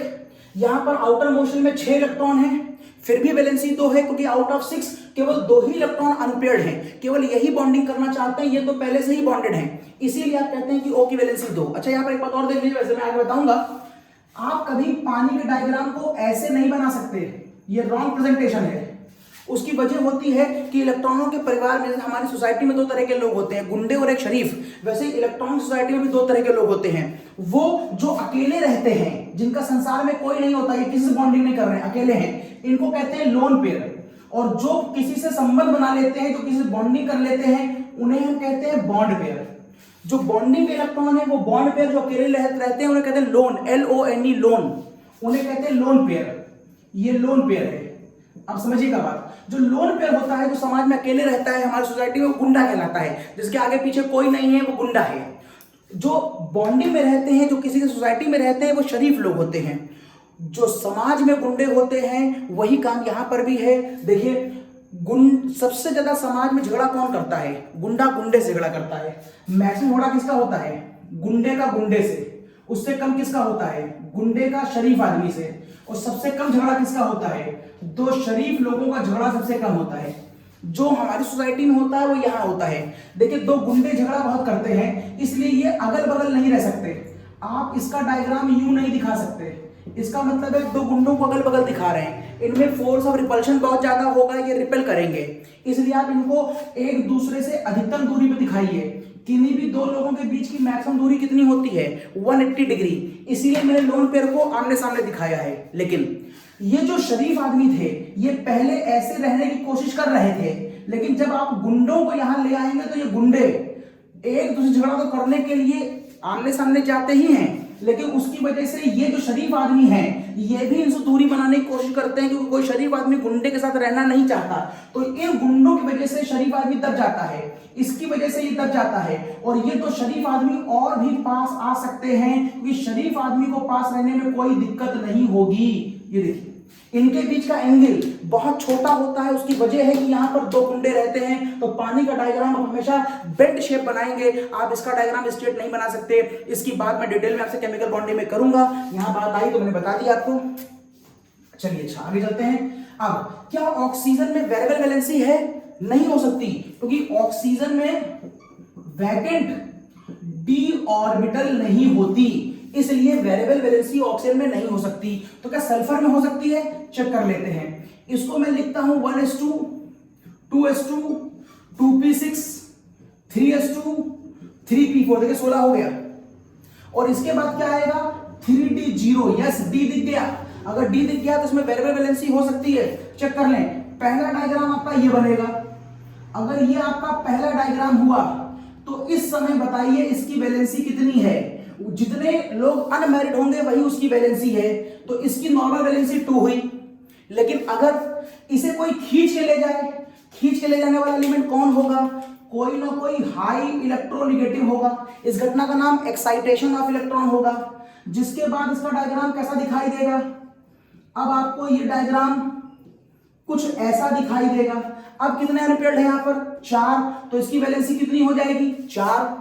क्या और कुछ हो सकता है? हाँ हो सकता है। अगर इसको खींच के कोई यहां पर ले जाए, कौन ले जाएगा? कोई हाई इलेक्ट्रोनेगेटिव ले जाएगा। और अगर ऐसा कर ले गया तो अब इसका प्रेजेंटेशन कैसा आएगा? तो अब इसका प्रेजेंटेशन कुछ ऐसा आएगा। ये देखिए अब कितने अनपेयर्ड इलेक्ट्रॉन है? 6। तो ये 6 लोग बॉन्डिंग में पार्टिसिपेट करेंगे। ये देखिए सल्फर की वैलेंसी 2 भी होती है, 4 भी होती है, 6 भी होती है, क्योंकि उसके अंदर वैकेंट डी होता है और आप इलेक्ट्रॉनों को घुमा घुमा करके आगे ले जा सकते हैं। लेकिन इस घटना को करने के लिए 2 चीजें आवश्यक हैं। एक नहीं, पहला खींचने वाला कोई हाई इलेक्ट्रोनेगेटिव एलिमेंट हो, और दूसरा उस एलिमेंट के पास वैकेंट डी ऑर्बिटल हो, इलेक्ट्रॉन जो जहां जा रहा है वहां रहने की जगह हो। ऑक्सीजन में घटना नहीं हो पा रही थी, क्योंकि इन दो में से एक कंडीशन ऑक्सीजन में नहीं लग रही है। वो क्या है? वैकेंट डी ऑर्बिटल ना होने की वजह से ऑक्सीजन में वेरिएबल वैलेंसी नहीं होती। तो जरा बताइए क्वेश्चन मेरा, अगर मैंने आपको ऑक्सीजन सल्फर बता दिया तो सोच के बताइए, क्या S के साथ 2H कंबाइन कर सकते हैं? ये देखिए नॉर्मल केस, जहां पर 2 इसके लोन पेयर पहले ही से थे। देखिए सेम केस ऑक्सीजन की तरह, 2 गुंडे और सिंपल बॉन्डिंग हो गई 2 के साथ। यस ये सब केस हो गया। ये इस समय केस है। ये खुले पैसे पड़े हैं घर के अंदर। खुले पैसे बच्चा भी उठा सकता है जिसकी ताकत कम है, और खुले पैसे को वो भी उठा सकता है जिसकी ताकत ज्यादा है, जो गुंडा टाइप का है। ये देखिए इसीलिए S के साथ H भी कंबाइन करता है और F भी कंबाइन करता है। लेकिन अगर आप इस इलेक्ट्रॉन को जंप कराना चाहें यहां से यहां, तो जंप कराने का मतलब है 4 लोग आ जाएंगे। अब जंप वही कराएगा जिसकी ताकत ज्यादा है। This is the cause. क्या आप सोचते हैं कि S के साथ 4 H आ सकते हैं क्योंकि आपको मालूम है सल्फर की वैलेंसी 4 होती है, या आपको लगता है कि ये डायग्राम ठीक है? बताइए out of these 2 which diagram is right? आप समझ गए होंगे ये डायग्राम गलत है, क्योंकि यहाँ पर सारे बच्चे हैं और बच्चे अंदर के पैसे उठाकर बाहर नहीं ले जा सकते, यहाँ ताकत की आवश्यकता है, इसलिए वैलेंसी सल्फर की 4 तो होती है लेकिन उसके साथ बच्चा बॉन्डिंग नहीं कर सकता। हाँ, ताकतवर एलिमेंट आ जाए, देखिए सारे ताकतवर है तो ये बॉन्डिंग कर सकता है, क्योंकि यहाँ पर सल्फर में वैकेंट डी भी है और खींचने के लिए थाई इलेक्ट्रोनेगेटिव एलिमेंट भी है। तो बताएं एक केस और, क्या आप ये कह सकते हैं S के साथ क्या 6F आ सकते हैं, सॉरी क्या 6H आ सकते हैं, क्योंकि सल्फर की वैलेंसी 6 भी होती है, देखिए सल्फर की वैलेंसी 6 भी होती है। तो क्या आप ये डायग्राम बना सकते हैं, या फिर आप देखिए क्या आप ये डायग्राम बना सकते हैं, बताएं सोच करके। Out of these two which diagram is right, out of these two which diagram is right even though you know that the valency of the sulphur may be 6। अब देखिए यहाँ पर सल्फर की वैलेंसी 6 मैं दिखा रहा हूं, लेकिन बॉन्डिंग किससे हो रही है, बच्चों के साथ हो रही है, मतलब लेस इलेक्ट्रोनेगेटिव। और इस काम को खींच करके वैलेंसी को बढ़ाने के लिए आपको ताकत चाहिए, मींस ये कंपाउंड संभव नहीं है, क्योंकि इसके अंदर वैकेंट डी तो है लेकिन साथ में बच्चे हैं जो इलेक्ट्रॉन को खींच नहीं सकते। यहाँ पर ये कंपाउंड पॉसिबल है क्योंकि यहाँ पर वैकेंट डी भी है और जो खींचने वाले लोग हैं वो बहुत ताकतवर एलिमेंट हैं। This is the cause SF6 is possible but SF6 is not possible. अच्छा, साथ में ऑक्सीडेशन नंबर भी देख लीजिए, S is more electronegative than H। Electron table में देख लीजिएगा, इलेक्ट्रॉन यू भागेगा तो यहाँ -1, यहाँ +1, यहाँ -1, यहाँ +1, लेकिन इसमें इलेक्ट्रॉन यहाँ भागेगा। Fluorine is more electronegative then sulphur. आप कहेंगे सर आप कैसे जान जाते हैं कि कौन हाई है कौन लो है, तो एक बार आपकी बुक में इलेक्ट्रॉन टेबल दी है, उसे कहीं पर नोट करके उसे याद कर लें, क्योंकि इलेक्ट्रोनेगेटिव की वैल्यू आपको बहुत जगह हेल्प करेगी। इसकी वैल्यू हाई है, इसकी वैल्यू लो है। अगर मैं आपसे बताऊं तो फ्लोरीन की इलेक्ट्रोनेगेटिव 4 होती है और सल्फर की इलेक्ट्रोनेगेटिव 2.5 होती है, तो ये इधर भागेगा और ये इधर भागेगा, दैट इज -1, तो यहां पर क्या आ जाएगा +2। ये कंपाउंड संभव नहीं है, यहां पर ये इधर भागा, इधर इधर और इधर -1, तो बीच में क्या आएगा +4। ये कंपाउंड संभव नहीं है, -1, बीच में क्या आएगा +6। दिस इज द कॉज मैं इस तरीके से वैलेंसी भी डिफाइन कर दे रहा हूं और साथ में उसमें पॉसिबल ऑक्सीडेशन नंबर भी दिखा दे रहा हूं। वैलेंसी क्या होती है इसकी बात हम लोग अभी लगातार कर रहे हैं। हटा रहा हूं कितना हो गया, ओके। तो नाउ लास्ट पॉइंट बताएं मुझे जल्दी से। फ्लोरीन के साथ क्लोरीन, ब्रोमीन और आयोडीन, इसमें किसमें वेरिएबल वैलेंसी होगी किसमें नहीं होगी, आपको मालूम है। 9 है, ये 17 है, लिख के देख लें। 1s2, 2s2, 2p5। अब आप देखें इसके पास 2 इलेक्ट्रॉन और इसके पास 5, 1 2 3 4 5, कितने, अच्छा 2 के साथ d नहीं होता, आपको मालूम होगा, ऐसा कोई केस नहीं होता। तो कितने इलेक्ट्रॉन अनपेयर्ड है, 1। This is the cause fluorine की वैलेंसी कितनी होगी, 1 होगी, और ये कैसी वैलेंसी होगी, फिक्स होगी। फ्लोरीन में वेरिएबल वैलेंसी नहीं होगी क्योंकि वैकेंटी नहीं है। लेकिन जब मैं Cl को लिखता हूं तो 1s2, 2s2, 2p6, 3s2, 3p5, 2 2 4 6 10 2 12 5 15, और आपको मालूम है यहाँ पर क्या होता है 3d0, मतलब ये काम ऐसा हो गया।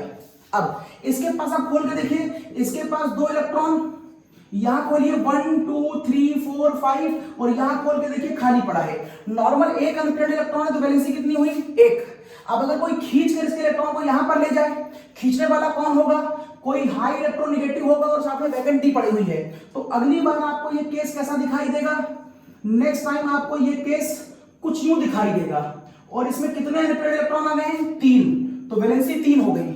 या अगर आप इसे खींच करके यहां से यहां ले जाएं तो अगली बार खींचने वाला कौन होगा, कोई हाई इलेक्ट्रोनेगेटिव एलिमेंट होगा। तो अब इसका डायग्राम कैसा आ जाएगा, अब इसका डायग्राम कुछ इस तरीके से आ जाएगा। तो अब बताएं इसकी वैलेंसी कितनी हो गई, 5। उसी तरह आप इसको भी खींच के यहां ले जाएंगे तो कुछ देर के बाद इसकी वैलेंसी कितनी आ जाएगी, 7। दिस द कॉज फ्लोरीन में फिक्स वैलेंसी होती है और क्लोरीन में वेरिएबल वैलेंसी होती है, दैट इज 1, 3, 5, 7। ये इसकी वैलेंसी हो गई, हटा रहा हूं। अब यहीं पर मैं बात कर लेता हूं आपसे वैलेंसी ऑफ प्योर एलिमेंट, ये भी बड़ा खास है। और देखिए अगर आपसे मैं कहूं कि मुझे H2 की वैलेंसी बताओ, मुझे Cl2 की वैलेंसी बताओ, मुझे O2 की वैलेंसी बताओ और मुझे N की वैलेंसी बताओ, तो वैलेंसी हमेशा नंबर ऑफ डंडे के बराबर होती है।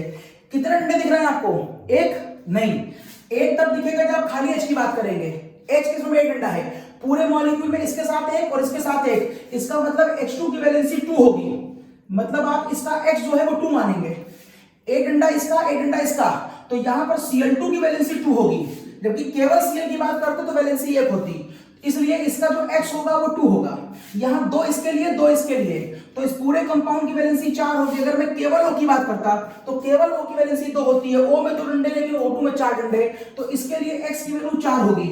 N में इसकी वैलेंसी 6, 3 इधर से 3 इधर से, तो इसका X 6 होगा।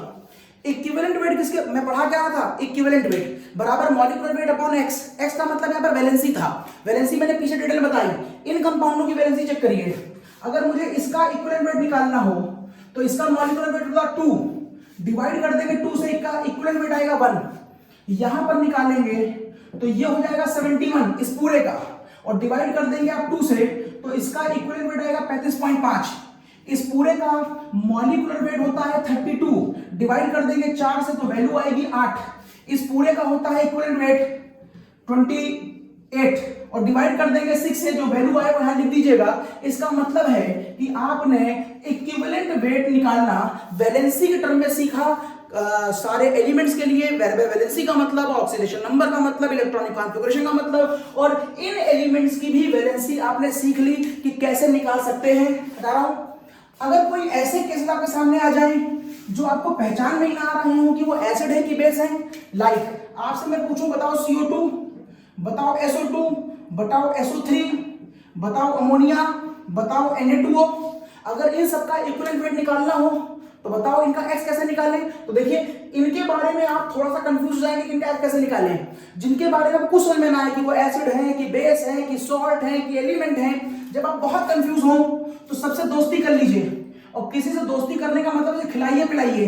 सबसे सस्ता क्या है, पानी, उसे पानी पिलाइए। जैसे आप पानी पिलाएंगे तो ये बताने लगेगा कि मैं H2CO3 हूं, ये बताएगा कि मैं H2SO3 हूं, ये बताएगा कि मैं H2SO5 हूं, ये बताएगा कि मैं NH4OH हूं, और ये बताएगा कि मैं NaOH हूं। देखिए ये अपने बारे में नहीं बता रहे थे, लेकिन जैसे ये बन गए अब आप समझ गए ये एक एसिड है जिसमें X की वैल्यू 2 है, ये एक एसिड है जिसमें X की वैल्यू 2 है, ये एक एसिड है जिसमें X की वैल्यू 2 है, ये एक बेस है जिसमें X की वैल्यू 1 है, और ये भी बेस है जिसमें X की वैल्यू 1 है। तो इक्विवेलेंट वेट बराबर इसका मॉलिक्यूलर वेट डिवाइड बाय 2, इसका मॉलिक्यूलर वेट डिवाइड बाय 2, इसका मॉलिक्यूलर वेट डिवाइड बाय 2, इसका मॉलिक्यूलर वेट डिवाइड बाय 1, इसका मॉलिक्यूलर वेट डिवाइड बाय 1। इस तरीके से इन लोगों के भी इक्विवेलेंट वेट आ जाएंगे। अब एकदम लास्ट पॉइंट, बस आखिरी के 2 मिनट, मैंने आपसे कहा था कि आप इस कंपाउंड के लिए X बताइए, बताइए इस कंपाउंड का X क्या होगा, बताइए इस कंपाउंड का X क्या होगा, और बताइए इस कंपाउंड का X क्या होगा।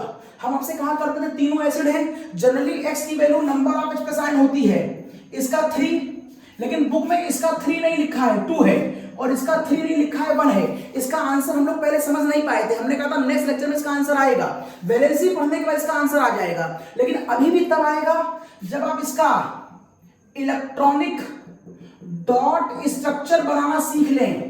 इलेक्ट्रॉनिक डॉट स्ट्रक्चर की डिटेल बात मैं नेक्स्ट लेक्चर में करूंगा आपसे, यहां पर सिर्फ इतना बता दे रहा हूं कि इन जनरल आप इलेक्ट्रॉनिक डॉट से बना कैसे सकते हैं उसका तरीका बता रहा हूं। पूरे कंपाउंड में हल्की हिंट कर रहा हूं, डिटेल बात नेक्स्ट लेक्चर में करूंगा क्योंकि ऑलरेडी काफी लंबा हो गया है।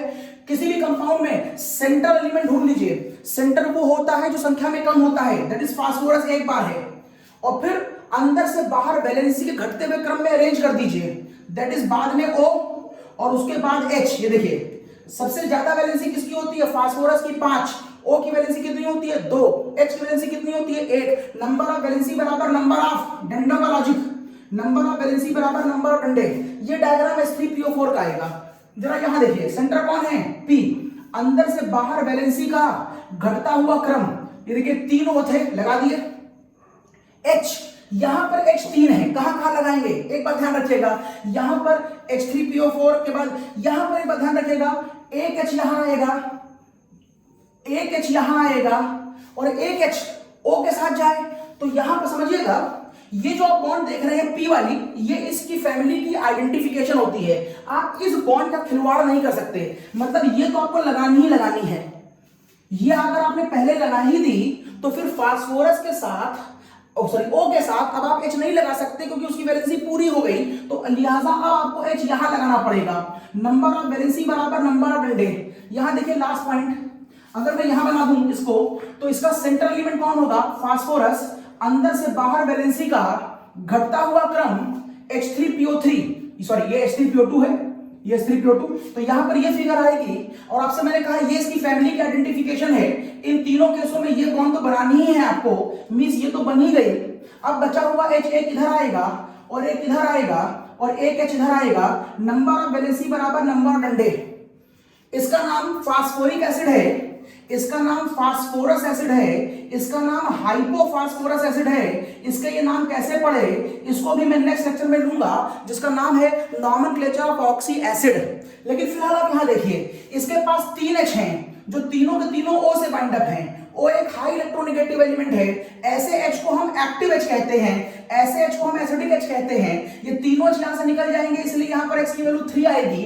जबकि यहां पर ये वाला H एक्टिव है, ये वाला H एक्टिव है, लेकिन ये वाला H O से बाइंड अप नहीं है, इसलिए ये वाला H एक्टिव होगा, ये एक्टिव होगा। ये दोनों तो पानी में डिसॉल्व करने के बाद निकलेंगे, ये दोनों H तो एसिडिक H होंगे, लेकिन ये वाला H एसिडिक H नहीं होगा, इसलिए इसके X की वैल्यू 2 होगी। यहां देखिए ये वाला H P से, ये वाला H P से, ये नॉन एक्टिव H है। ऐसे H जो O से नहीं बंधे होते वो बेकार होते हैं, वो रिएक्शन में पार्टिसिपेट नहीं करते, केवल ये वाला H ही बॉन्डिंग में पार्टिसिपेट करेगा, इसलिए इसके X की वैल्यू 1 होगी। नाउ वी कैन से कि केवल H को देख करके हम नहीं कह सकते कि उसका एसिडिक नेचर कितना होगा, उसका स्ट्रक्चर हमें मालूम होना चाहिए। स्ट्रक्चर के लिए हमें वैलेंसी मालूम होनी चाहिए। और इन सारी बातों को, जो एटॉमिक स्ट्रक्चर की बातें थी, इलेक्ट्रॉनिक कॉन्फ़िगरेशन मालूम हो, डायग्राम बनाना आता हो, कौन वेरिएबल दिखाएगा कौन नहीं दिखाएगा, ये सारी बातें आपको मालूम हो, तब आप यहां तक पहुंच सकते हैं। नेक्स्ट लेक्चर में मैं आपको ऐसे ही बहुत से स्ट्रक्चरों की बात करूंगा, और नेक्स्ट लेक्चर के अंदर मैं आपको इलेक्ट्रॉनिक डॉट स्ट्रक्चर निकालना भी बताऊंगा, ऑक्सीडेशन नंबर निकालने के ऊपर और प्रैक्टिस करेंगे, और नॉमेनक्लेचर ऑफ ऑक्सी एसिड के बारे में बहुत डिटेल में बात करेंगे। फिर मिलते हैं अगले लेक्चर में। थोड़ा लंबा जरूर हो गया, बीच में छोड़ नहीं सकते थे, पूरा देखिएगा बिना स्किप करे। Okay bye.